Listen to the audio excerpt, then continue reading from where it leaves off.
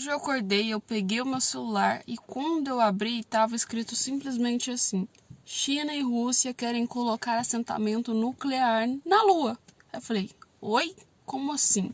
Abri essa matéria e de repente está escrito naquela matéria que a China e que a Rússia estavam querendo colocar esses assentamentos nucleares na Lua porque simplesmente eram mais viáveis para a próprios assentamentos lunares. E além disso também falava que isso ia ajudar neles para arrecadação e construção de meios nucleares, gente. Coisa que os Estados Unidos já fazia, então foi justificativa deles para fazer também, já que a maioria das coisas que eles têm, ou seja, navio, coisa de guerra, é movido por uma energia nuclear e muitas das vezes radioativa. E isso me deu assim algo na cabeça que eu falei, gente, olha que interessante. Porque querendo ou não, esses assentamentos nucleares são mais viáveis do que os assentamentos que a gente vê aqui no Brasil de energia solar, se a gente for olhar assim. Então, resumindo, é energia em dobro e energia em dobro que simplesmente eles vão conseguir ter, ou seja, vão se equiparar aos Estados Unidos. E aí vocês já sabem que isso pode virar um caos e virar um problema, porque, ou seja, Rússia e China vão ter aí praticamente uma composição de energia muito maior do que praticamente a maioria dos países, né? E aí, no meio disso tudo, eu tava pensando assim, gente, olha a bagunça que tá o mundo, olha o caos que tá tudo isso aí, e o Macron e o Lula fazendo cagada.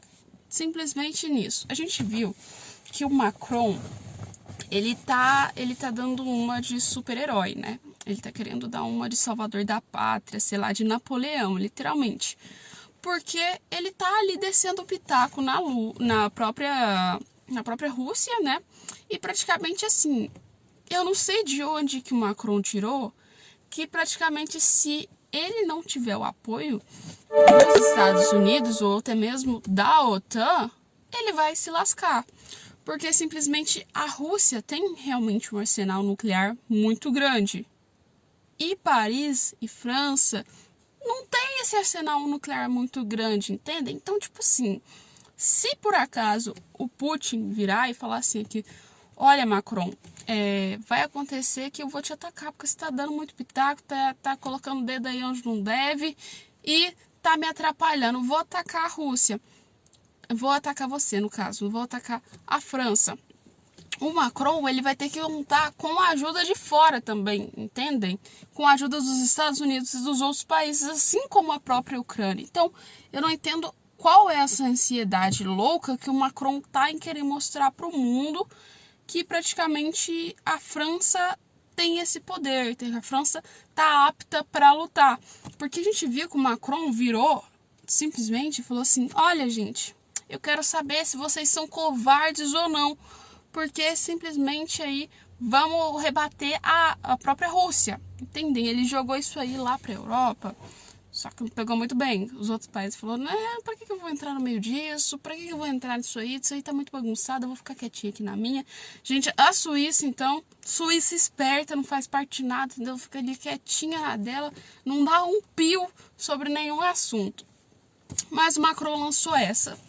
E depois que o Macron lançou essa, né, claramente aí teve que ter resposta. O Macron, ele tá seguindo praticamente as linhas que os Estados Unidos deu a resposta da última semana aí para a própria Rússia.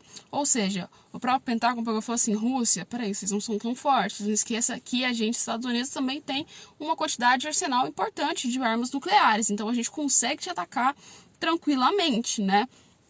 Só que estamos falando dos Estados Unidos para a Rússia. Agora, da França para a Rússia, aí tem uma disparidade muito maior, né? Muito maior, e que eu acho que, assim, claramente o Macron, ele tá apostando tudo realmente nessa guerra. Eu não sei se é para fazer eleição, eu não entendi muito bem o que é, mas, assim, a qualquer momento que ele perdeu o apoio da própria OTAN ou do próprio Estados Unidos, ele vai estar aí criando um problema imenso para a França de guerra com a Rússia. E a gente já viu que guerra com a Rússia é muito, mas muito problema. E é o que aconteceu na Ucrânia, gente. Então eu acho que o Macron pode estar dando um tiro no pé, literalmente fazendo isso. E outro fato importante também é o Lula, que também está dando outro tiro no pé. O Lula ele vai reunir com o Sanches, que é o presidente lá, no caso, o representante da Espanha. E vão discutir o quê? A guerra na faixa de Gaza e, além disso, a guerra na Ucrânia. E o Lula veio lá com aquele discurso de sempre e lançou o seguinte, ele falou assim, olha, eu sei que o Hamas está errado, mas eu acho que Israel é genocida, que Israel está fazendo coisas mais erradas ainda por matar mulheres e crianças. Eu falei, é isso que eu tô escutando mesmo? Eu falei, não, eu devo estar surdo, deve estar algum problema de audição, deve ser algum, sei lá. Eu pensei em qualquer coisa, eu falei, não falou isso, gente. Porque assim, vamos voltar pro início da guerra. Pelo amor de Deus, vamos voltar pro início da guerra, que eu acho que o Lula perdeu o início da guerra. O que aconteceu? Israel foi atacada pelo Hamas. Quem que eram desfilados naquela época nos carros daqueles terroristas vagabundos? Dentro daquela época, quem estava sendo desfilado? Corpos de mulheres seminuas, muitas das vezes estavam mortas, que estavam sendo usadas como troféus. Então aí, né, já começamos com o primeiro erro do Lula, que foi aí. Outro fato também que a gente viu, muita matéria falando, né, vamos falar assim, que claramente o Hamas estava executando famílias israelenses, incluindo crianças e bebês. Então, outro fato importante que eu acho que o Lula perdeu na aula de história, falando sobre o Hamas e propriamente lá o Israel.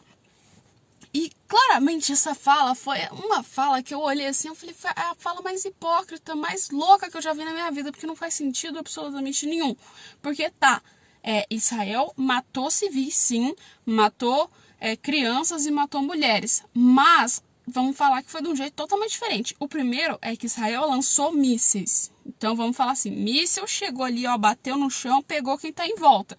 Não foi algo extremamente arquitetado, planejado, invadido por pessoas que foram lá e pegaram civis inocentes, igual o Hamas fez no início da guerra contra Israel. O Hamas chegou, pegou civis inocentes para atiçar o governo a fazer um ataque contra a Palestina para começar todo esse conflito. Então, assim, já começou aí errado a fala do Lula, né?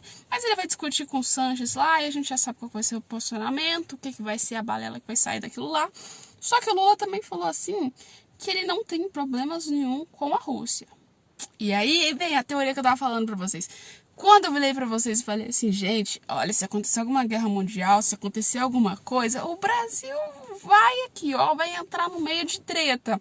E claramente a gente tá vendo que o Lula jogou uma indireta de posicionamento. Claramente ele colocou, tipo assim, olha, não tem problema nenhum com a Rússia. Então, provavelmente, se der alguma zica, vocês já sabem que de lado eu tô, do lado da Rússia. E aí, o que acontece, né? Quem perde tem muito problema e muita coisa. E, aliás, eu tô aqui, que eu fiz direito, né? Eu faço direito. Um fato interessante para vocês, já que estamos falando de guerra. No Brasil, tem uma coisa chamada imposto de guerra, tá, gente? Muita coisa pode acontecer numa guerra no Brasil. O primeiro fato que rola numa guerra no Brasil é o fato de que o assassinato é liberado. O assassinato, vou te explicar isso aí, tá, gente? Não é simplesmente assassinato. Pena de morte é liberada, no caso. Se por acaso acontecer uma ameaça estrangeira, outra coisa, no Brasil é liberado a pena de morte. Então, tudo que está na Constituição, praticamente assim, é deletado, apagado e não vale mais quase nada, entendeu? Porque é um estado completamente diferente. E outro fato que acontece no Brasil também é o imposto de guerra, tá, gente?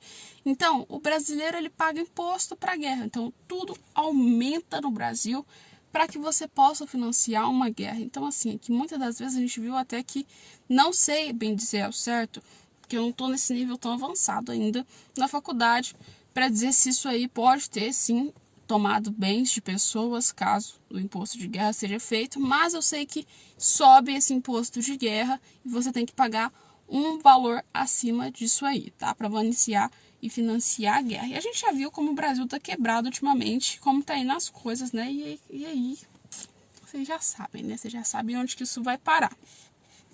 Mas eu acredito que esses pitacos, assim, essas coisas que o Lula e o Macron vêm fazendo, tá dando muito, assim, que tá apostando alto, porque ao mesmo tempo que isso pode dar certo, pode acontecer que eles podem perder tudo, né?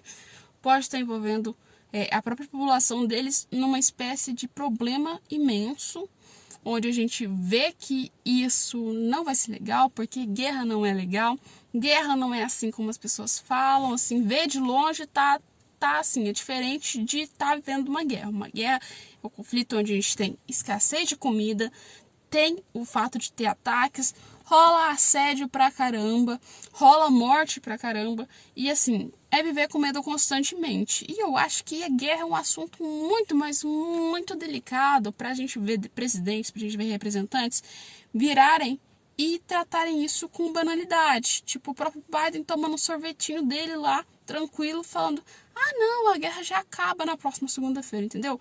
Muitos deles menosprezam esse fato de guerra e muitas vezes eles falam assim como se não fosse nada, entendeu? E isso eu vejo como um problema imenso. Mas eu quero saber de vocês. O que vocês acham, gente? Vocês acham que é uma ideia boa o Macron ficar falando em guerra e ficar atiçando guerra contra a Rússia, chegar ao ponto de virar e falar assim, simplesmente que a guerra já entrou no território europeu?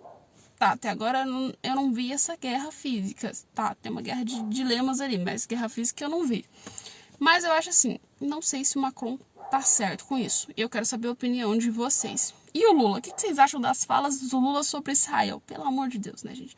Coloca nos comentários e logo a gente traz mais vídeos, traz mais conteúdos para vocês falando sobre esses fatos de guerras e o que tá acontecendo.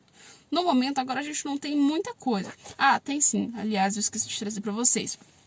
O fato de que a Ucrânia conseguiu atacar um dos navios russos que estava avaliado quase em, se eu não me engano, não, 63 milhões de pesos, ou seja, de euros, gente, desculpe, de euros. Então, resumindo, dá aqui no Brasil quase 300 milhões de reais, então foi caríssimo. E esse navio já estava há muito tempo lá querendo ser atacado, né, pelo visto, porque ficava passando, foi atacado uma vez, e voltou depois de novo, aí a Ucrânia pegou e falou assim, agora vamos acabar com tudo e destruir o navio.